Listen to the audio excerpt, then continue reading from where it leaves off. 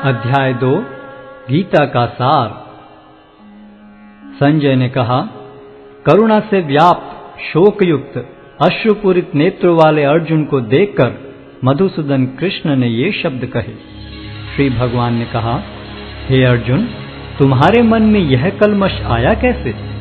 यह उस मनुष्य के लिए तनुक भी अनुकूल नहीं है जो जीवन के मूल्य को जानता हो। इससे उच्च लोक की नहीं अपितु अपयश की प्राप्ति होती है। हे प्रतापुत्र, इस हीन नपुंसकता को प्राप्त मत हो, यह तुम्हें शोभा नहीं देती। हे शत्रुओं के दमन करता, हृदय की शुद्ध दुर्बलता को त्याग कर युद्ध के लिए खड़े हो। अर्जुन ने कहा, हे शत्रुहंता, हे मधुसूदन, मैं युद्ध भूमि में किस तरह भीष्म तथा द्रोण जैसे पूजनीय व्यक्तियों पर उलटकर बाण चलाऊंगा? ऐसे महापुरुषों को जो मेरे गुरु हैं, उन्हें मारकर जीने की अपेक्षा इस संसार में भीख मांगकर खाना अच्छा है। भले ही वे सांसारिक लाभ के इच्छुक हों, किंतु हैं तो गुरुजन ही। यदि उनका वध होता है तो हमारे द्वारा भोग्य प्रत्येक वस्तु उनके रक्त से सनी होगी। हम यह भी नहीं जानते कि हमारे लिए क्या श्रेष्ठ है, उनको जीतना या उनके द्वारा जीते जाना। यदि हम धृतराष्ट्र के पुत्रों का वध कर देते हैं तो हमें जीवित रहने की आवश्यकता नहीं है, फिर भी वे युद्ध भूमि में हमारे समक्ष खड़े हैं। अब मैं अपनी कृपण दुर्बलता के कारण अपना कर्तव्य भूल गया हूं और सारा धैर्य खो चुका हूं। ऐसी अवस्था में मैं आपसे पूछ रहा हूं कि जो मेरे लिए श्रेयस्कर हो उससे निश्चित रूप से बताएं। अब मैं आपका शिष्य हूं और आपका शरणागत हूं, कृपया मुझे उपदेश दें। मुझे ऐसा कोई साधन नहीं दिखता जो मेरी इंद्रियों को सुखाने वाले इस शोक को दूर कर सके। स्वर्ग पर देवताओं के अधिपत्य की तरह इस धन धान्य संपन्न सारी पृथ्वी पर निष्कंटक राज्य प्राप्त करके भी मैं इस शोक को दूर नहीं कर सकूंगा। संजय ने कहा, इस प्रकार कहने के बाद शत्रुओं का दमन करने वाला अर्जुन कृष्ण से बोला, हे गोविंद, मैं युद्ध नहीं करूंगा, और चुप हो गया। हे भरतवंशी धृतराष्ट्र, उस समय दोनों सेनाओं के मध्य शोकमग्न अर्जुन से कृष्ण ने मानो हंसते हुए ये शब्द कहे। श्री भगवान ने कहा, तुम पांडित्यपूर्ण वचन करते हुए उनके लिए शोक कर रहे हो जो शोक करने योग्य नहीं हैं। जो विद्वान होते हैं वे न तो जीवित के लिए न ही मृत के लिए शोक करते हैं। ऐसा कभी नहीं हुआ कि मैं न रहा हूं या तुम न रहे हो, अथवा ये समस्त राजा न रहे हों, और न ऐसा है कि भविष्य में हम लोग नहीं रहेंगे। जिस प्रकार शरीरधारी आत्मा इस शरीर में बाल्यावस्था से तरुणावस्था में और फिर वृद्धावस्था में निरंतर अग्रसर होता रहता है, उसी प्रकार मृत्यु होने पर आत्मा दूसरे शरीर में चला जाता है। धीर व्यक्ति ऐसे परिवर्तन से मोह को प्राप्त नहीं होता। हे कुंती पुत्र, सुख तथा दुख का क्षणिक उदय तथा कालक्रम में उनका अंतर्धान होना सर्दी तथा गर्मी की ऋतुओं के आने जाने के समान है। हे भरतवंशी, वे इंद्रिय बोध से उत्पन्न होते हैं और मनुष्य को चाहिए कि अविचल भाव से उनको सहन करना सीखे। हे पुरुष श्रेष्ठ अर्जुन, जो पुरुष सुख तथा दुख में विचलित नहीं होता और इन दोनों में संभाव रखता है, वह निश्चित रूप से मुक्ति के योग्य है। तत्वदर्शियों ने यह निष्कर्ष निकाला है कि असत का तो कोई चिरस्थायित्व नहीं है, किंतु सत अपरिवर्तनीय रहता है। उन्होंने इन दोनों की प्रकृति के अध्ययन द्वारा यह निष्कर्ष निकाला है। जो सारे शरीर में व्याप्त है उसे ही तुम अविनाशी समझो। उस अव्यय आत्मा को नष्ट करने में कोई भी समर्थ नहीं है। अविनाशी, अप्रमेय तथा शाश्वत जीव के भौतिक शरीर का अंत अवश्यम भावी है। अतः हे भरतवंशी, युद्ध करो। जो इस जीवात्मा को मारने वाला समझता है तथा जो इसे मरा हुआ समझता है, वे दोनों ही अज्ञानी हैं, क्योंकि आत्मा न तो मरता है और न मारा जाता है। आत्मा के लिए किसी भी काल में न तो जन्म है न मृत्यु। वह न तो कभी जन्मा है, न जन्म लेता है और न जन्म लेगा। वह अजन्मा नित्य, शाश्वत तथा पुरातन है। शरीर के मारे जाने पर वह मारा नहीं जाता। हे पार्थ, जो व्यक्ति यह जानता है कि आत्मा अविनाशी, अजन्मा, शाश्वत तथा अव्यय है, वे भला किसी को कैसे मार सकता है या मरवा सकता है? जिस प्रकार मनुष्य पुराने वस्त्रों का त्याग कर नए वस्त्र धारण करता है, उसी प्रकार आत्मा पुराने तथा व्यर्थ के शरीरों को त्याग कर नवीन भौतिक शरीर धारण करता है। यह आत्मा न तो कभी किसी शस्त्र द्वारा खंड खंड किया जा सकता है, न अग्नि द्वारा जलाया जा सकता है, न जल द्वारा भिगोया या वायु द्वारा सुखाया जा सकता है। यह आत्मा अखंडित तथा अघुलनशील है। इसे न तो जलाया जा सकता है, न ही सुखाया जा सकता है। यह शाश्वत, सर्वव्यापी, अविकारी, स्थिर तथा सदैव एक सा रहने वाला है। यह आत्मा अव्यक्त, अकल्पनीय तथा अपरिवर्तनीय कहा जाता है। यह जानकर तुम्हें शरीर के लिए शोक नहीं करना चाहिए। किंतु यदि तुम यह सोचते हो कि आत्मा अथवा जीवन का लक्षण सदा जन्म लेता है तथा सदा मरता है, तो भी हे महाबाहु, तुम्हारे शोक करने का कोई कारण नहीं है। जिसने जन्म लिया है उसकी मृत्यु निश्चित है और मृत्यु के पश्चात पुनर्जन्म भी निश्चित है। अतः अपने अपरिहार्य कर्तव्य पालन में तुम्हें शोक नहीं करना चाहिए। सारे जीव प्रारंभ में अव्यक्त रहते हैं, मध्य अवस्था में व्यक्त होते हैं और विनष्ट होने पर पुनः अव्यक्त हो जाते हैं। अतः शोक करने की क्या आवश्यकता है? कोई आत्मा को आश्चर्य से देखता है, कोई इसे आश्चर्य की तरह बताता है तथा कोई इसे आश्चर्य की तरह सुनता है, किंतु कोई कोई इसके विषय में सुनकर भी कुछ नहीं समझ पाते। हे भरतवंशी, शरीर में रहने वाले का कभी भी वध नहीं किया जा सकता। अतः तुम्हें किसी भी जीव के लिए शोक करने की आवश्यकता नहीं है।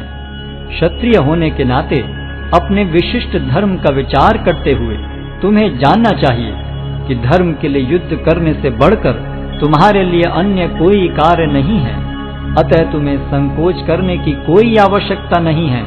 हे पार्थ, वे क्षत्रिय सुखी हैं जिन्हें ऐसे युद्ध के अवसर अपने आप प्राप्त होते हैं, जिससे उनके लिए स्वर्ग लोक के द्वार खुल जाते हैं। किंतु यदि तुम युद्ध करने के स्वधर्म को संपन्न नहीं करते, तो तुम्हें निश्चित रूप से अपने कर्तव्य की उपेक्षा करने का पाप लगेगा और तुम योद्धा के रूप में भी अपना यश खो दोगे।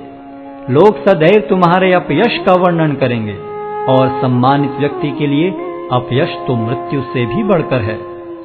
जिन जिन महान योद्धाओं ने तुम्हारे नाम तथा यश को सम्मान दिया है, वे सोचेंगे कि तुमने डर के मारे युद्ध भूमि छोड़ दी है और इस तरह वे तुम्हें तुच्छ मानेंगे। तुम्हारे शत्रु अनेक प्रकार के कटु शब्दों से तुम्हारा वर्णन करेंगे और तुम्हारी सामर्थ्य का उपहास करेंगे। तुम्हारे लिए इससे दुखदाई और क्या हो सकता है? हे कुंती पुत्र, तुम यदि युद्ध में मारे जाओगे तो स्वर्ग प्राप्त करोगे, या यदि तुम जीत जाओगे तो पृथ्वी के साम्राज्य का भोग करोगे। अतः दृढ़ संकल्प करके खड़े हो और युद्ध करो। तुम सुख या दुख, हानि या लाभ, विजय या पराजय का विचार किए बिना युद्ध के लिए युद्ध करो। ऐसा करने पर तुम्हें कोई पाप नहीं लगेगा। यहाँ मैंने वैश्लेषिक अध्ययन द्वारा इस ज्ञान का वर्णन किया है। अब निष्काम भाव से कर्म करना बता रहा हूँ, उसे सुनो। हे प्रतापपुत्र, तुम यदि ऐसे ज्ञान से कर्म करोगे तो तुम कर्मों के बंधन से अपने को मुक्त कर सकते हो। इस प्रयास में न तो हानि होती है न ही ह्रास, अपितु इस पथ पर की गई अल्प प्रगति भी महान भय से रक्षा कर सकती है। जो इस मार्ग पर चलते हैं वे प्रयोजन में दृढ़ रहते हैं और उनका लक्ष्य भी एक होता है। हे कुरुनंदन, जो दृढ़ प्रतिज्ञ नहीं है उनकी बुद्धि अनेक शाखाओं में विभक्त रहती है। अल्पज्ञानी मनुष्य वेदों के उन अलंकारिक शब्दों के प्रति अत्यधिक आसक्त रहते हैं जो स्वर्ग की प्राप्ति, अच्छे जन्म, शक्ति इत्यादि के लिए विविध सकाम कर्म करने की संस्तुति करते हैं। इंद्रिय तृप्ति तथा ऐश्वर्य में जीवन की अभिलाषा के कारण वे कहते हैं कि इससे बढ़कर और कुछ नहीं है। जो लोग इंद्रिय भोग तथा भौतिक ऐश्वर्य के प्रति अत्यधिक आसक्त होने से ऐसी वस्तुओं से मोहग्रस्त हो जाते हैं, उनके मनों में भगवान के प्रति भक्ति का दृढ़ निश्चय नहीं होता। वेदों में मुख्यतया प्रकृति के तीनों गुणों का वर्णन हुआ है। हे अर्जुन, इन तीनों गुणों से ऊपर उठो, समस्त द्वैतों और लाभ तथा सुरक्षा की सारी चिंताओं से मुक्त होकर आत्मपरायण बनो। एक छोटे से कूप का सारा कार्य एक विशाल जलाशय से तुरंत पूरा हो जाता है। इसी प्रकार वेदों के आंतरिक तात्पर्य जानने वाले को उनके सारे प्रयोजन सिद्ध हो जाते हैं। तुम्हें अपना कर्म करने का अधिकार है, किंतु कर्म के फलों के तुम अधिकारी नहीं हो। तुम न तो कभी अपने आप को अपने कर्मों के फलों का कारण मानो, न ही कर्म न करने में कभी आसक्त हो। हे अर्जुन, जय अथवा पराजय की समस्त आसक्ति त्याग कर समभाव से अपना कर्म करो, ऐसी समता योग कहलाती है। हे धनंजय, भक्ति के द्वारा समस्त गर्हित कर्मों से दूर रहो और उसी भाव से भगवान की शरण ग्रहण करो। जो व्यक्ति अपने सकाम कर्म फलों को भोगना चाहते हैं, वे कृपण हैं। भक्ति में संलग्न मनुष्य इस जीवन में ही अच्छे तथा बुरे कार्यों से अपने को मुक्त कर लेता है। अतः योग के लिए प्रयत्न करो, क्योंकि सारा कार्य कौशल यही है। इस तरह भगवत भक्ति में लगे रहकर बड़े बड़े ऋषि, मुनि अथवा भक्तगण अपने आप को इस भौतिक संसार में कर्म के फलों से मुक्त कर लेते हैं। इस प्रकार वे जन्म मृत्यु के चक्र से छूट जाते हैं और भगवान के पास जाकर उस अवस्था को प्राप्त करते हैं जो समस्त दुखों से परे है। जब तुम्हारी बुद्धि मोह रूपी सघन वन को पार कर जाएगी, तो तुम सुने हुए तथा सुनने योग्य सब के प्रति अन्य मनस्क हो जाओगे। जब तुम्हारा मन वेदों की अलंकारमयी भाषा से विचलित न हो और वह आत्म साक्षात्कार की समाधि में स्थिर हो जाए, तब तुम्हें दिव्य चेतना प्राप्त हो जाएगी। अर्जुन ने कहा, हे कृष्ण, अध्यात्म में लीन चेतना वाले व्यक्ति के क्या लक्षण हैं? वह कैसे बोलता है तथा उसकी भाषा क्या है? वह किस तरह बैठता और चलता है? श्री भगवान ने कहा, हे पार्थ, जब मनुष्य मनोधर्म से उत्पन्न होने वाली इंद्रिय तृप्ति की समस्त कामनाओं का परित्याग कर देता है और जब इस तरह से विशुद्ध हुआ उसका मन आत्मा में संतोष प्राप्त करता है, तो वह विशुद्ध दिव्य चेतना को प्राप्त स्थित प्रज्ञ कहा जाता है, जो त्रय तापों के होने पर भी मन में विचलित नहीं होता अथवा सुख में प्रसन्न नहीं होता और जो आसक्ति, भय तथा क्रोध से मुक्त है, वह स्थिर मन वाला मुनि कहलाता है। इस भौतिक जगत में जो व्यक्ति न तो शुभ की प्राप्ति से हर्षित होता है और न अशुभ के प्राप्त होने पर उससे घृणा करता है, वह पूर्ण ज्ञान में स्थिर होता है। जिस प्रकार कछुआ अपने अंगों को संकुचित करके खोल के भीतर कर लेता है, उसी तरह जो मनुष्य अपनी इंद्रियों को इंद्रिय विषयों से खींच लेता है, वह पूर्ण चेतना में दृढ़ता पूर्वक स्थिर होता है। देहधारी जीव इंद्रिय भोग से भले ही निवृत्त हो जाए, पर उसमें इंद्रिय भोगों की इच्छा बनी रहती है। लेकिन उत्तम रस के अनुभव होने से ऐसे कार्यों को बंद करने पर वह भक्ति में स्थिर हो जाता है। हे अर्जुन, इंद्रियां इतनी प्रबल तथा वेगवान हैं कि वे उस विवेकी पुरुष के मन को भी बलपूर्वक हर लेती हैं, जो उन्हें वश में करने का प्रयत्न करता है। जो इंद्रियों को पूर्णतया वश में रखते हुए इंद्रिय संयम करता है और अपनी चेतना को मुझ में स्थिर कर देता है, वह मनुष्य स्थिर बुद्धि कहलाता है। इंद्रिय विषयों का चिंतन करते हुए मनुष्य की उनमें आसक्ति उत्पन्न हो जाती है और ऐसी आसक्ति से काम उत्पन्न होता है और फिर काम से क्रोध प्रकट होता है। क्रोध से पूर्ण मोह उत्पन्न होता है और मोह से स्मरण शक्ति का विभ्रम हो जाता है। जब स्मरण शक्ति भ्रमित हो जाती है तो बुद्धि नष्ट हो जाती है और बुद्धि नष्ट होने पर मनुष्य भवकूप में पुनः गिर जाता है। किंतु समस्त राग तथा द्वेष से मुक्त एवं अपनी इंद्रियों को संयम द्वारा वश में करने में समर्थ व्यक्ति भगवान की पूर्ण कृपा प्राप्त कर सकता है। इस प्रकार से कृष्ण भावनामृत में तुष्ट व्यक्ति के लिए संसार के तीनों ताप नष्ट हो जाते हैं और ऐसी तुष्ट चेतना होने पर उसकी बुद्धि शीघ्र ही स्थिर हो जाती है।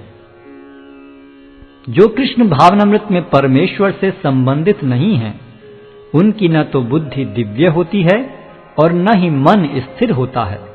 जिसके बिना शांति की कोई संभावना नहीं है, शांति के बिना सुख हो भी कैसे सकता है। जिस प्रकार पानी में तैरती नाव को प्रचंड वायु दूर बहा ले जाती है, उसी प्रकार विचरणशील इंद्रियों में से कोई एक जिस पर मन निरंतर लगा रहता है, मनुष्य की बुद्धि को हर लेती है।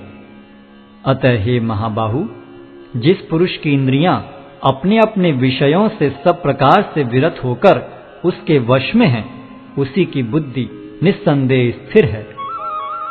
जो सब जीवों के लिए रात्रि है, वह आत्म संयमी के जागने का समय है, और जो समस्त जीवों के जागने का समय है, वह आत्मनिरीक्षक मुनि के लिए रात्रि है। जो पुरुष समुद्र में निरंतर प्रवेश करती रहने वाली नदियों के समान इच्छाओं के निरंतर प्रवाह से विचलित नहीं होता और जो सदैव स्थिर रहता है, वही शांति प्राप्त कर सकता है, वह नहीं जो ऐसी इच्छाओं को तुष्ट करने की चेष्टा करता हो। जिस व्यक्ति ने इंद्रिय तृप्ति की समस्त इच्छाओं का परित्याग कर दिया है, जो इच्छाओं से रहित रहता है और जिसने सारी ममता त्याग दी है तथा अहंकार से रहित है, वही वास्तविक शांति को प्राप्त कर सकता है।